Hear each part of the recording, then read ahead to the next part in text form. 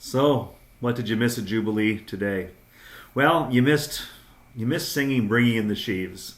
It's kind of a Thanksgiving tradition. So we sang that with great gusto, and we were blessed by a sanctuary festooned with signs of the harvest, lots of oranges and browns and yellows, and it was just spectacular. We heard the story of journeys.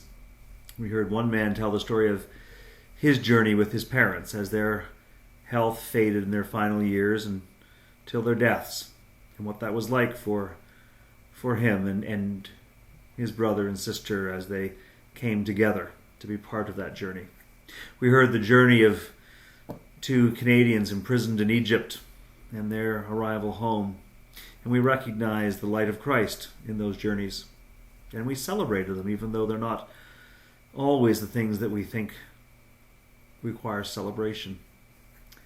And we did a little intentional eating. Everybody had a grape, and we wondered about the grape and the flavor of the grape and who grows the grape and how it comes to be and how it gets into our hands. We did a little intentional eating that we might be more intentional in this Thanksgiving with the food that we eat, the people with whom we share it.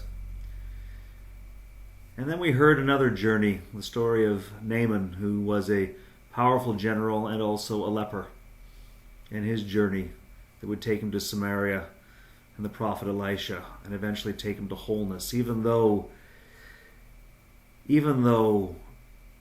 the story could have gone another way, even though it would have been easy for such a powerful man to believe that his problem must be a big problem that requires a big, complicated answer. In fact, his problem is a common problem, and sometimes the answer is simple, but it's hard to listen. Sometimes we have to listen to voices that normally we tune out.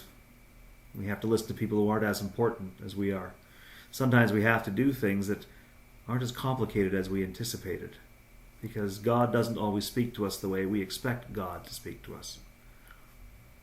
And that can be a sign or a reason for Thanksgiving.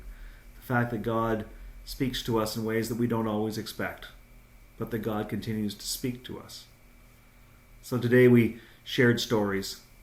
We imagined it all as signs of thanksgiving, and we left church today ready to give thanks, to call those people who have inspired us and thank them, to give thanks for those who are gathered around the table with us, to give thanks for those who we carry in our hearts, to give thanks to God for the life we lead, and to imagine that we might be able to help others give thanks. That's what you missed at Jubilee today, and well, hopefully you'll be with us next week and you won't miss anything. Thank you. God bless.